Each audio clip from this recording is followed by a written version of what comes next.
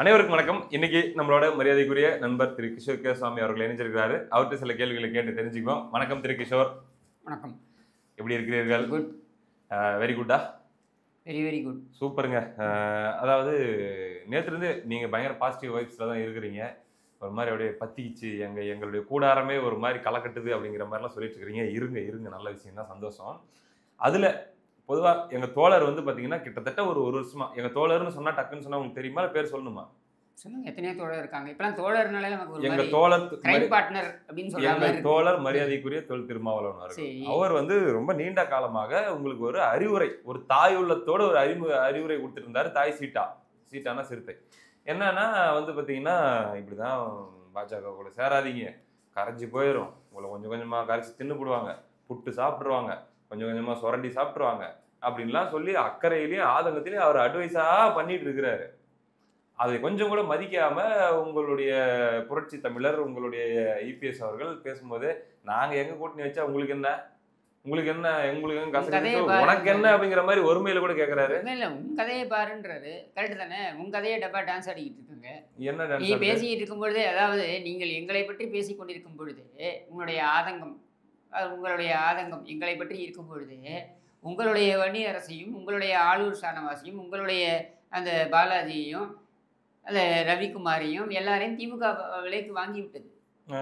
சரியா? நீங்கள் இன்றைக்கு போய் அவங்க ஒற்றை இலக்கத்தில் இடமா இல்லை இரட்டை இலக்கத்தில் இடமா அப்படின்னு நீங்கள் கேட்கும்போது, அவங்க வந்து அவங்க கொடுக்கறத வாங்குற நிலையில தான் நீங்கள் இருக்கீங்க. இந்த அழகில் நீங்கள் தேய்ந்து போவதை பற்றி நீங்கள் பேசலாமா? ஒரு ஒருதலை காதல் உங்க கட்சி மேல. அதான் சொல்றேன், உன் உறுதலை காதல் என்பது நாடக காதலாக இருக்கிறது என்பதுதான் நான் வைக்கின்ற குற்றச்சாட்டு. சரி, அரசியல்ல பண்றாங்க, நாடகம் பண்றாங்க. அரசியல்ல இது ஒரு நாடக காதல். அதாவது எங்கள் மீது பாசம் இருப்பது போல உங்களுடைய பாசத்தை நீங்கள் உங்களுக்குள் வைத்துக் கொள்ளுங்கள்.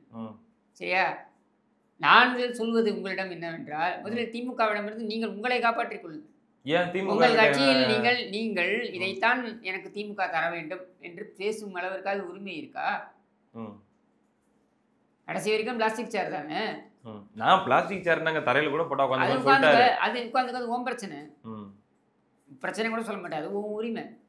சரியா? அது என்னுடைய பிரச்சனை கிடையாது. சரியா? நான் ஆதங்கப்படவும் போவதில்லை. அப்படின்னும் பொழுது நாங்கள் யாருடன் கூட்டணி வைத்தா உனக்கு என்ன? உன் கட்சியை காப்பாத்திக்க. ஆனா இதுவரை இபிஎஸ் அவர்கள் இந்த மாதிரிலாம் வந்து ஸ்ட்ரைட்டா அட்டாக் பண்ணதே இல்லை. என்ன நீங்க தொடர்ந்து அதை வந்து செய்வது, அதாவது திமுக நேரடியாக எடப்பாடி பழனிசாமி அவர்கள் வைக்கின்ற குற்றச்சாட்டுக்கு நேரடியாக பதில் சொல்வதற்கு அவர்களால் முடியவில்லை என்பதனால் இந்த மாதிரி கம்யூனிஸ்ட் இல்லை இந்த பக்கம் விசிகா இவர்களையெல்லாம் வைத்து தூண்டி விடுவது. அக்கறையை சொல்லி என்ன அக்கறை, என்ன புடலங்க அக்கறை? உனக்கு அவ்வளோ அக்கறை இருந்தால் பாஜகவை விட்டு வெளியே வந்த போது நீ வந்து கூட்டணி வச்சிருக்க வேண்டியதானே அதிமுகவுடன்? நீ தான் அதிமுக மீது அவ்வளவு அக்கறை கொண்டவராயிட்டு.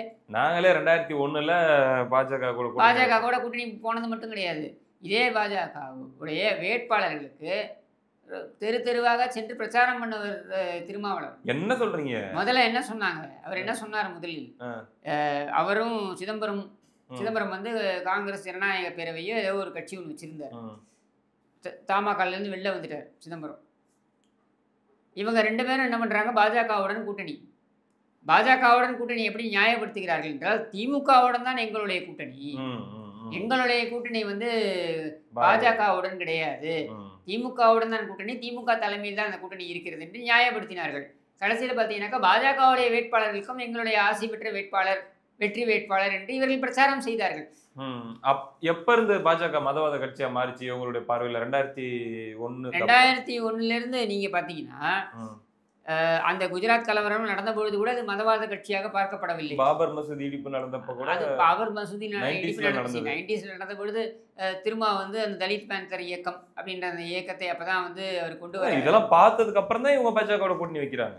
எல்லாம் தெரிஞ்சுதானே வைக்கிறீங்க. நீ தெரிஞ்சுதானே வைக்கிறீங்க. நீங்க கூட்டணி அப்போ நீங்கள் வைத்தால் அந்த கூட்டணிக்கு 1000 காரணங்களை கற்பிப்பீர்கள். நாங்கள் ஒரே ஒரு காரணம் தான் சொல்றோம். நாங்க ஒன்றும் குழப்பலையே. உங்களை மாதிரிலாம் சித்தாந்தம் அது இதெல்லாம் குழப்பலையே. நாங்கள் ஒரே ஒரு காரணம் தான் சொல்கிறோம். திமுக வீழ்த்தப்பட வேண்டும். திமுக வீட்டுக்கு அனுப்பப்பட வேண்டும். திமுக வீட்டுக்கு அனுப்பப்பட வேண்டும் என்றால் திமுக எதிர்ப்பு வாக்குகள் சிதறாமல் ஓர் அணியில் இருக்க வேண்டும். இதற்கு என்னென்ன முயற்சி எடுக்க முடியுமோ அந்த முயற்சிகளை நாங்கள் எடுக்கிறோம். இதான் நாங்கள் சொல்லக்கூடியது. நீங்கள் திமுகவை ஆதரிப்பதற்கு ஏதாவது ஒரு காரணத்தை சொல்லுங்கள், வலுவான காரணத்தை சொல்லுங்கள். சும்மா பாஜக உள்ள வந்துருன்றலாம் சொல்லாதீங்க. 2001 பாஜக உள்ள வருவதற்கு நீங்களும் விதை போட்டு நீங்களும் வந்து அந்த விதைக்கு காரணமாக இருந்திருக்கிறீர்கள். அதனால் அதை சொல்லாதீங்க, வேறு காரணம் சொல்லுங்கள். திமுக ஆட்சி தொடர வேண்டும் என்பதற்கு ஏதாவது ஒரு காரணத்தை திருமாவளவன் தெளிவான காரணத்தை சொல்ல வேண்டும். இந்த மதச்சார்பற்ற அது இதெல்லாம் மதச்சார்பற்ற கூட்டணி என்றால் ஐயூஎம்எலுக்கு என்ன வேலை அங்கே? மதச்சார்பற்ற கூட்டணினா இங்கே யூனியன் முஸ்லீம் லீக்னு பேர், முஸ்லீம் லீக்னு பேரை வச்சிருக்க கட்சியோட உனக்கு என்ன வேலை? கிறிஸ்டின் அமைப்பு என்று சொல்லக்கூடிய கட்சியோட உனக்கு என்ன வேலை? இதையெல்லாம் நீங்கள் வைக்கும் பொழுது அது மதச்சார்பற்ற கூட்டணி கிடையாது. ஆனால் பாஜகவுடன் வைத்தால் மட்டும் அது மதவெறி கூட்டணி என்று நீங்கள் சொல்வீர்களா? மதச்சார்பற்ற என்றால் என்ன? எந்த மதத்தையும் சாராது. புரியுது. தமிழ்நாட்டில் இந்து சார்பற்றன்னு நீங்கள் சொல்ல போறீங்கன்னா அது வேற விஷயம். நீ முஸ்லீமோட கூட்டணி வச்சுக்கோ, கிறிஸ்டினோட கூட்டணி வச்சுக்கோ, அது என் பிரச்சனை கிடையாது. ஆனால் மதச்சார்பற்ற என்று சொல்கிறீர்கள் என்றால் எந்த மதத்துடனும் சாராமல் இருக்க வேண்டும். முஸ்லீம் லீக்னு ஒரு கட்சியோடு நீ கூட்டணி வைப்பியான், அப்புறம் மதச்சார்பற்றன்னு உருட்டுனா என்ன அர்த்தம்? யாரை ஏமாற்றுகிறீர்கள்? குறைந்தபட்ச நேர்மை உனக்கு இருக்கணும்ல. அந்த நேர்மை சீமானுக்கு இருக்கிறது, உனக்கு இருக்கா? வாயை கிளறாதீங்க, அப்புறம் நான் நிறைய விஷயங்கள் சொல்ல வேண்டும். இல்லை, உங்கள் வாயை நான் கிளற அந்த ரிஸ்க்கை நான் எடுக்க விரும்பல. இப்போ நேர்மை அப்படின்னு சொல்லும்போது அண்ணன் சீமான் அவர்களுடைய உதாரணத்தை சொன்னீங்க. எந்த அடிப்படையில் சொல்கிறீங்க? ஆமாம், சமரசம் இல்லாமல் நான் இருக்கேன், நான் பயணிக்கிறேன்னு சொல்கிறாருல்ல. நான் சமரசம் இல்லாமல் பயணிக்கிறேன், எங்களுக்கு இவனும் வேண்டாம், அவரும் வேண்டாம், அவங்களும் வேண்டாம், யாரும் வேண்டாம், நான் தனித்துவத்துடன் நான் இயங்குறேன் சொல்கிறாருல்ல. அந்த மாதிரியான ஒரு ஒரு ஒரு குறைந்தபட்ச நேர்மை உங்ககிட்ட இருக்கா? அப்போ நாங்கள் அட்வைஸ் பண்ணக்கூடாது. இல்லை, அட்வைஸ் பண்ணுறதுக்கான தகுதி முதல்ல இருக்காது. அழிய யார் வேணாலும் அட்வைஸ் பண்ணலாம், சரியா? தகுதி உனக்கு இருக்கான்றதான் கேள்வி. இது ஒரு விதமான சைக்காலஜிக்கலாக பாஜக பக்கத்து இலைக்கு பாயாசன்ற கதை தான் இது. இல்லை, இப்படி இருக்குமா? ஒருவேளை இந்த பாஜக அதிமுக கூட்டணி ஏற்படாமல் இருந்திருந்தா நம்ம வந்து இன்னும் கொஞ்சம் கூட திமுக கிட்ட நமக்கு பார்கெனிங் பவர் 2023 பாஜக கூட்டணியிலிருந்து வெளில வந்தது. செப்டம்பர் 25, 2023 பாஜக கூட்டணியிலிருந்து வெளியேறியது திமுக, அது அதிமுக. அப்பொழுதுலேருந்து 2025 மார்ச் 25 திரு எடப்பாடி பழனிசாமி அவர்கள் டெல்லிக்கு போனாங்க. 2 வருஷம் முழுமையாக இருந்ததுல, ஆல்மோஸ்ட் 1.5 வருஷம், 1.25 வருஷம்னு வச்சுக்கோங்க. என்ன பண்ணிட்டீங்க? 4 எம்எல்ஏ இருக்கிற காலை 2 பேர் கையை 2 பேர் பிடிச்சிக்கிட்டாங்க. அது உங்களுடைய பிரச்சனை, இது அதிமுகவோட பிரச்சனையா? அதிமுகவை பொறுத்தவரைக்கும் திமுகவை வீட்டுக்கு அனுப்ப வேண்டும், அவ்வளவுதான் எங்களுடைய நோக்கம், சரியா? இங்கே மதம் சார்பற்ற இதுக்கெல்லாம் இடமே கிடையாது. தமிழகத்தின் தன்மை என்னன்றது எல்லாருக்கும் தெரியும். தமிழகத்துடைய தட்பவெப்பம், அரசியல் தட்பவெப்பம் என்னன்றது எல்லாருக்குமே தெரியும்.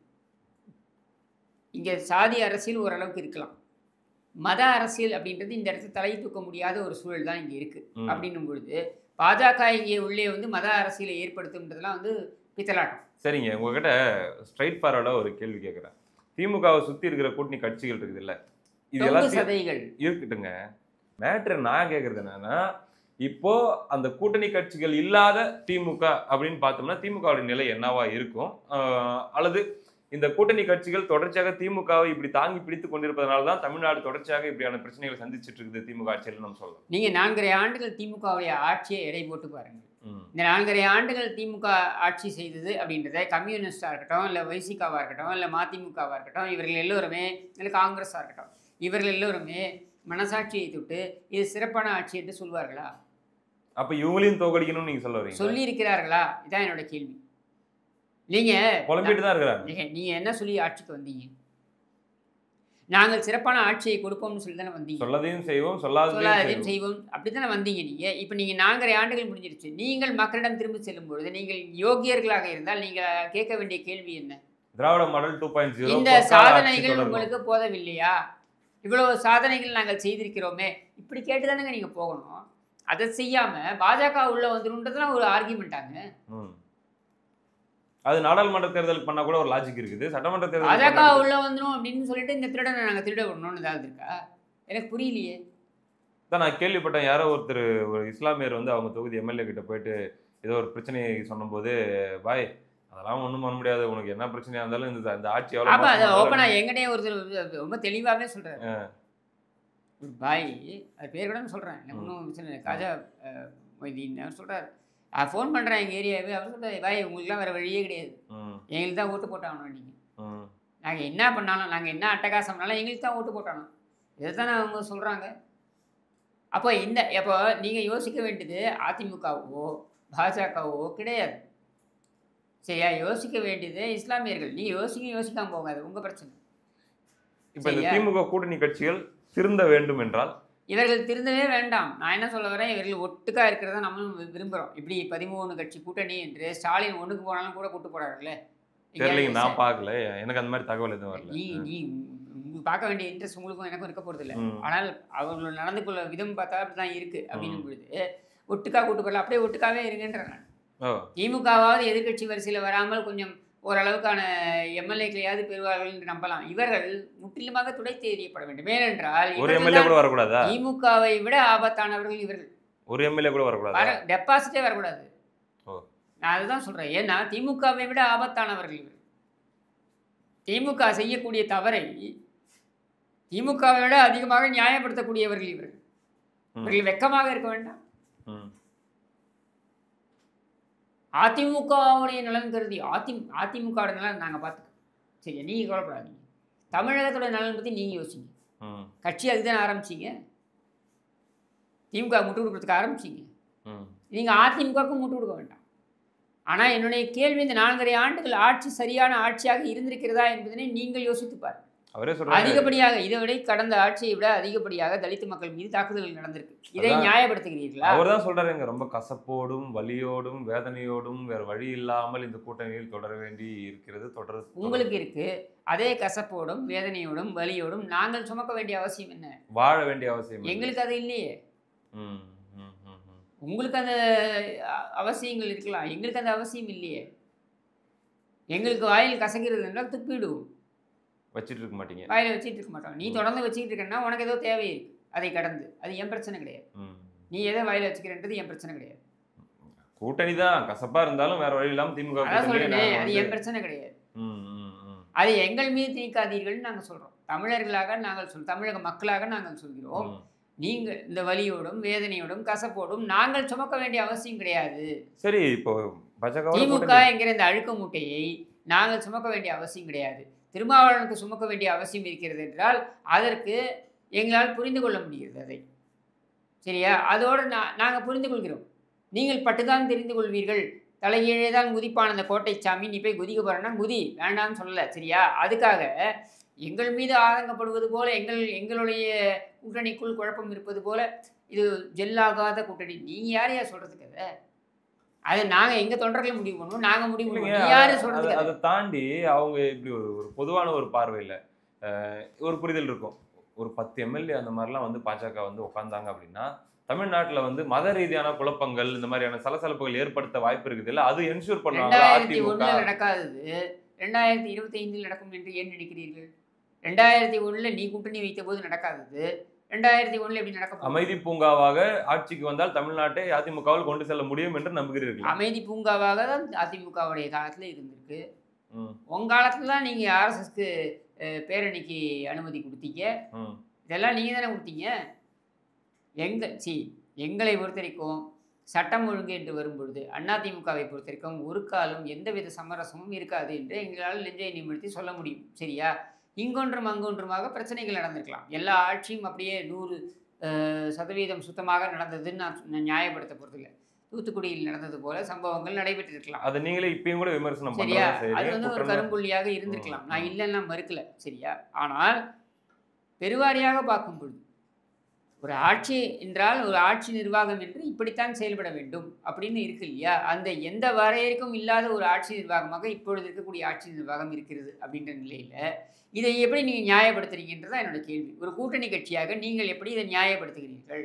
இவர்களுடைய சாதனைகள் என்று எதை சொல்லி நீங்கள் மக்களிடம் செல்ல போகிறீர்கள்? இதை மட்டும் விவரிங்களே. இது சொல்லவே மாட்டேங்கிறீங்களே. திரும்பி அதிமுக பாஜக விட்டுருங்கப்பா.